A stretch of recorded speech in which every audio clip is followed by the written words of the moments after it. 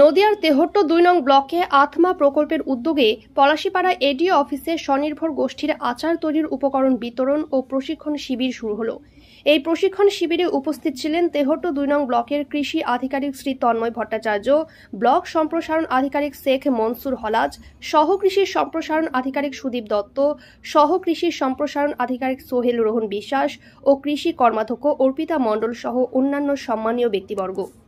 আমরা তেহট্ট ২ নম্বর ব্লক কৃষি বিভাগ থেকে কৃষি বিভাগের অন্তর্গত আত্মা প্রকল্প, সেই আত্মা প্রকল্পের উদ্যোগে 2023-24 অর্থবর্ষে আমরা এটা প্রায় শেষ পর্যায়ে স্কিম, এটা নতুন স্কিম, যে স্কিমটা আমরা এর আগে কখনো করিনি। স্বয়ম্বর গোষ্ঠী সেলফ হেল্প গ্রুপের মাধ্যমে ক্যাপাসিটি বিল্ডিং স্কিমের আচার তৈরি প্রদর্শনী ক্ষেত্রে এর আগে আমরা করেছি মিড ডে মিল, যে সমস্ত গ্রুপ স্কুলে বাচ্চাদের খাবার রান্না তৈরি করে তাদের মিড ডে মিলের উপযোগী শাকসবজি উৎপাদনের জন্য আমরা বিভিন্ন প্রকার শাকসবজির বীজ, জৈব সার, রাসায়নিক সার, অনুখাদ্য এগুলো দিয়েছি। কিন্তু আমাদের নতুন একটা উদ্যোগ মাননীয় এডিএ সাহেবের উদ্যোগে, সেটা হলো বা জেলা কৃষি আধিকারিকের নির্দেশে যে নতুন কিছু করে দেখাতে হবে। তো আমরা এই দুটো গ্রুপ ক্যাপাসিটি বিল্ডিংয়ে দিচ্ছি আচার তৈরি প্রদর্শনী ক্ষেত্র। তো সেই সূত্রে আমাদের কাঁচামাল এখানে রয়েছে, দুটো গ্রুপের সদস্য রয়েছে, যে গ্রুপ হচ্ছে আলোর দিশা স্বয়ম্বরগড় পলাশীপাড়া আর সহজপাঠ স্বনির্ভর দল রামচন্দ্রপুর গোপীনাথপুর। তো দুটো গ্রুপ রয়েছে, এনারা পূর্বেও নিজের উদ্যোগে আচার তৈরি করেছে, আত্মা প্রকল্প থেকে স্কিম করেছি। আমাদের সঙ্গে রয়েছে মাননীয় কৃষি কর্মাধ্যক্ষ ও আত্মা কমিটির চেয়ারম্যান অর্পিতা রয়েছে, ওনার কাছ থেকে কিছুটা জেনে নেব ওনার অভিজ্ঞতা। এর আগে এই ধরনের কাজ করা হয়নি। এই ব্লক থেকে আমরা প্রথম চেষ্টা করছি যাতে মহিলারা সব দিক থেকে স্বনির্ভর হতে পারে, সেই জন্য।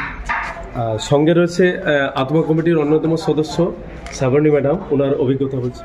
নমস্কার, আমি শ্রাবণী মাঝি। আগে গত বছর আমি এখানে আত্মার চেয়ার মেম্বার ছিলাম। তো আমরা এখানে প্রথম আচার তৈরি করার জন্য স্বনির্ভর দলের মহিলাদেরকে আনা হয়েছে। তো ওদের উদ্যোগে আমরা এই আচারের সরঞ্জামগুলো দেওয়া হচ্ছে। চেষ্টা করব ওরা নিজের পায়ে দাঁড়ানোর জন্য অনেক কিছুই করবে, আরও উন্নতি করুক, মহিলারা নিজের পায়ে দাঁড়াক, এটাই চাই। আচ্ছা, উপস্থিত আলোর দিশা স্বয়ম্বর দলের যিনি আছেন, হ্যাঁ আপনি সভানেত্রী, আলোর দিশা স্বয়ম্বর দলের সভানেত্রী, ওনার কাছ থেকে কিছু জেনে নেব। নমস্কার, আমি টুম্পা মণ্ডল, আলোর দিশা দলের স্বনির্ভর গোষ্ঠীর সদস্য সভানেত্রী। তো আমরা এই আচারের যে প্রকল্পটা এখানে করেছিলাম সেটা আমরা পেয়েছি।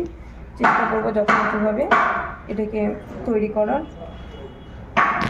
আচ্ছা, উপস্থিত সহজপাঠ স্বনির্ভর দল, ওনাদের কাছ থেকে জেনে নেব।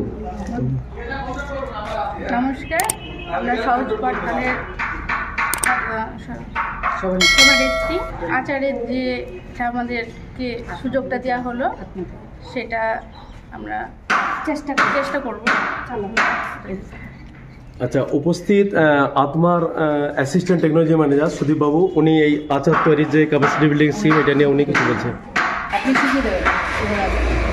দেখুন, ফার্স্টে যেটা দেখা হচ্ছে আত্মা স্কিমের ক্যাপাসিটি বিল্ডিং। ক্যাপাসিটি বিল্ডিং হচ্ছে প্রত্যেকটা জিনিসকে ধাপে ধাপে তৈরি করা।